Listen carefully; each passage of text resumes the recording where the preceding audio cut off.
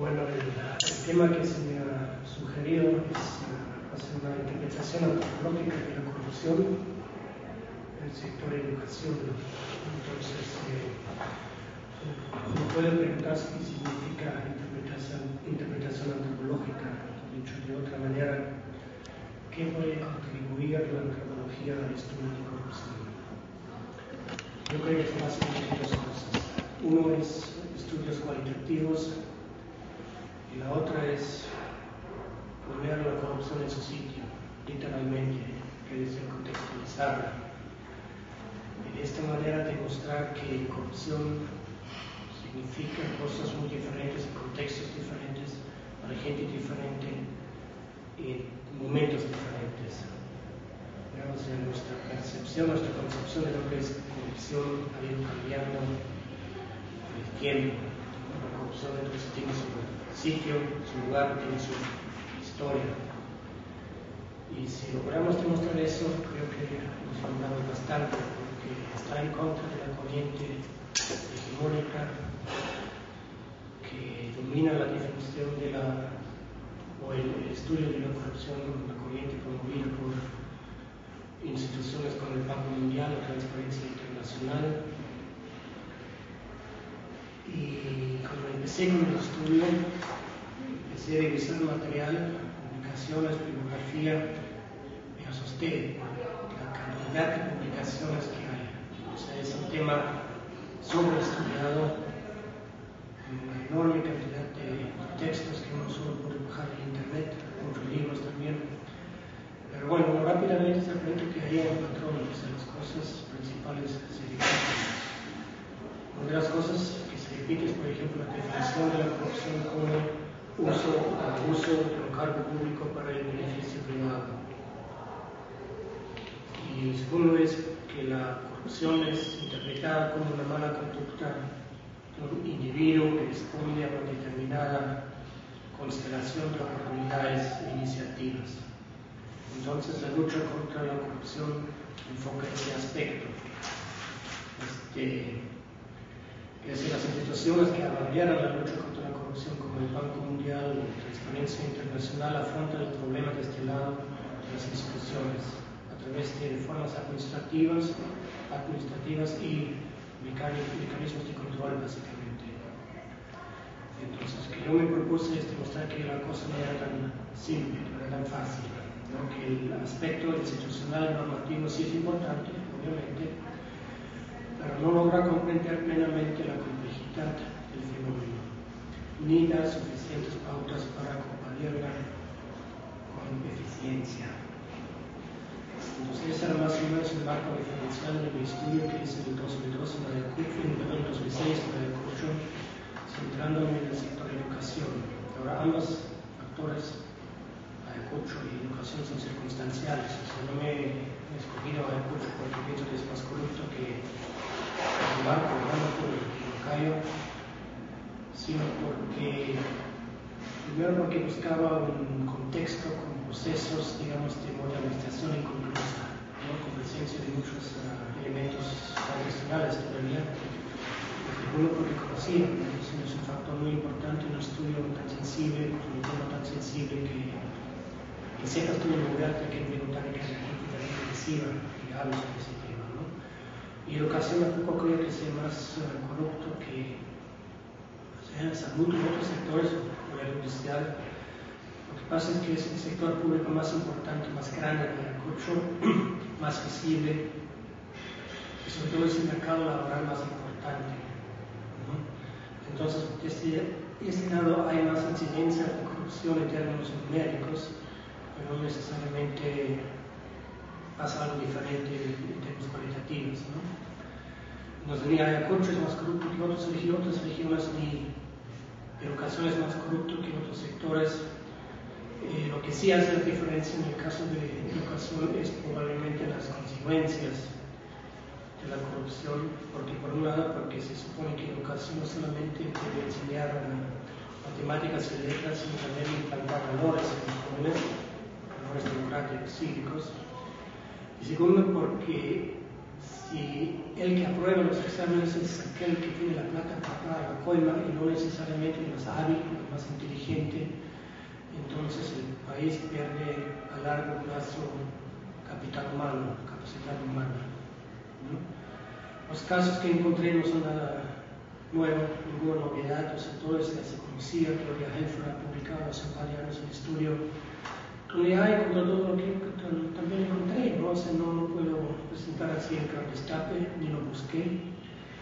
Encontré casos que ya se sabía, en parte casos públicos, como por ejemplo cuando hice el estudio hubo una manera de batalla entre el entonces gobierno regional y la directora de la Dirección Regional de Educación por el nombramiento de los directores, las UGELES, de las unidades de gestión educativa locales. Obviamente con intereses políticos de posicionar a gente cercana en lugares públicos, en posiciones públicas importantes. En la democracia, los casos más conocidos que encontramos eran, por ejemplo, descuentos indebidos de la administración, de los contadores, montos pequeños, 2, 3 soles, 5 soles, que no causan denuncias, pero sumando sí llega a montos importantes. Otro caso que ha sido el desplazamiento irregular de personal, es decir, todos hacen lo posible para que no nos destaquen a los sitios más remotos, sino, si es posible, a la ciudad de Huamanga o algo cercano, también ahí entra la coima. En los centros educativos hay ventas de libros de ciertas editoriales, eso también se sabe, porque hay un cierto incentivo para eso, el mal manejo de fondos recaudados como recursos propios, incluidos los fondos de la PAFA, de la Asociación de Padres de Familia, y hasta el aula, hasta el contra de notas, que también es algo que se conoce, ¿no? Eso, en fin, hay todo y hay todo a todo nivel. Tanto así que el funcionario de control interno de la mujer de Huamanga nos dijo que trabajar en educación es como hacer una maestría en corrupción. Quiero solo mencionar un caso, un tipo de casos quizás que no se conocía tanto, porque acá en el IEP hemos insistido mucho en la descentralización, sobre todo durante el gobierno de Fujimori. Tenemos un proyecto institucional, hemos publicado artículos y libros, documentos sobre las condiciones de la descentralización, y en educación se ha logrado bastante en ese sentido. Tanto así que, por ejemplo, los directores de los centros educativos ahora pueden contratar a docentes. No, aunque eso tiene que ser aprobado por instancias superiores y formalmente la decisión tiene que tomarlo el Consejo Educativo Institucional, el CONEI. En la práctica son los directores que toman la decisión. Entonces hemos escuchado muchas denuncias, una gran cantidad de denuncias sobre lo que está pasando en ese sentido ahora. Es que los directores cobran para contratación de un docente de primer sueldo, los primeros 2 sueldos, 2.000 soles, o en caso de mujeres también a veces favores sexuales. O sea, lo que se ha hecho es entonces se ha descentralizado la corrupción, con el agravante que se ha hecho más difícil a controlarla, porque primero son montos relativamente pequeños que no vale la pena mandar una auditoría, 1.000 soles, 1.000 soles, 2.000 soles, y segundo porque sucede en lugares muy remotos, casi inaccesibles, ¿no? Entonces lo que tenemos acá es el resultado perverso de una política penitenciaria. Y menciono este caso porque confirmo lo que dije antes, y que nos lleva quizás más cercano al aspecto antropológico, es que los aspectos normativos, los aspectos institucionales, los mecanismos de control sí son importantes, pero por sí solos no cambian nada, no chocan con barreras propias de un determinado contexto. Esas barreras pueden ser barreras estructurales, como por ejemplo necesidades económicas, que ha sido la explicación más común entre nuestros entrevistados, los focos focales, que o sea, la causa de la corrupción sería la pobreza, la necesidad económica. Acá hay un aspecto que merece más atención, más estudios, es esa relación entre corrupción y pobreza, porque por lo general se da por sentado que la corrupción afecta más que nada a los más pobres, que son las principales víctimas. Eso va a salir en cualquier manual del banco de instituciones afines. Pero no se toma en cuenta la otra cara de la moneda, o sea, la pobreza como impulsora de la corrupción. ¿Por qué? Porque si yo tengo la oportunidad de conseguir con una coima de digamos, 500 soles un trabajo que me permite mantener a mi familia, no solamente ser tonto, no hacerlo, sino también ser irresponsable no hacerlo. ¿Por qué? Porque la primera obligación mía es no con un Estado anónimo, ajeno, ineficiente. La primera obligación mía es con mi familia. Entonces ahí donde entra en juego esa tensión entre legalidad y legitimidad. Es ilegal y saben que es ilegal, pero en ese determinado contexto puede ser plenamente legítimo. Pagar, por ejemplo, una prueba para conseguir trabajo. Entonces me parece que la relación entre corrupción y pobreza es más compleja de lo que habitualmente se asume. O sea, es un argumento la pobreza, pero no nos permite comprender plenamente el fenómeno de la corrupción y la complejidad de ese fenómeno. Yo creo que un aspecto crucial a tomar en cuenta es que yo he llamado el Estado realmente existente. O sea, ¿qué tipo de Estado real tenemos en el contexto concreto de Ayacucho?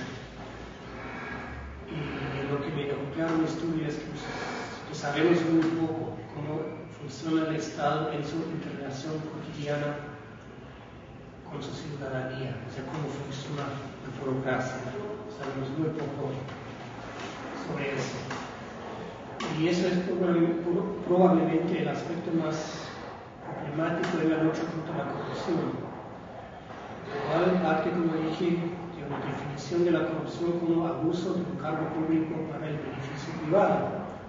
Y eso implica ¿qué cosa? Eso implica que existen dos esferas claramente separadas, nítidamente separadas, una esfera pública y una esfera privada.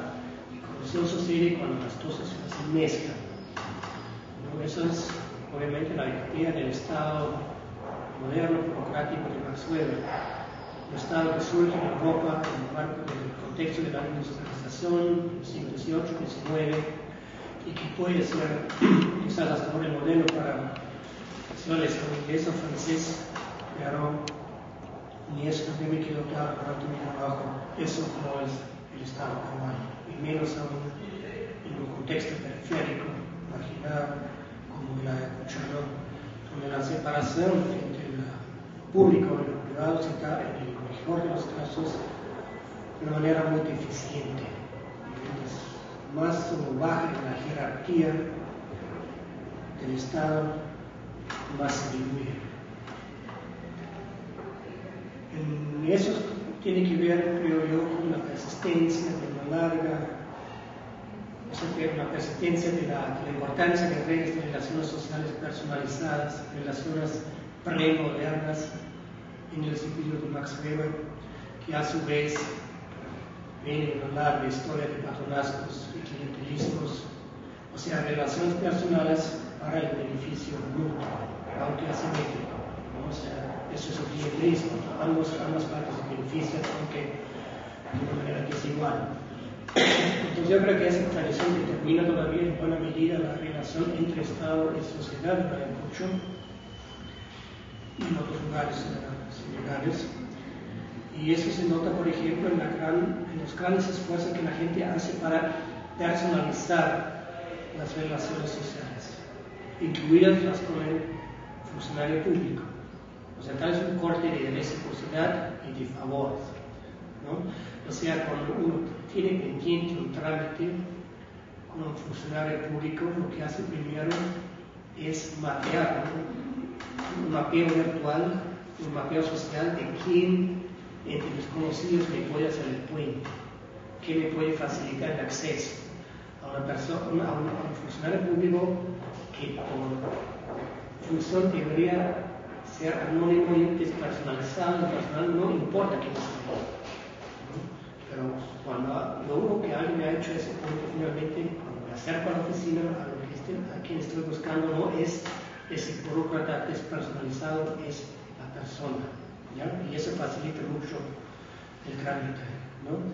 Entonces, es en esta tendencia de personalizar las relaciones donde se expresan las lógicas culturales que influyen en la reproducción, en la permanencia de la pequeña corrupción en Ayacucho, ¿no? Es eso que me interesa, esa pequeña corrupción, ¿no? No es lo que Bóligo diseña sobre unos 2 horas de casa de policía para que no le pongan papeleta, ¿no?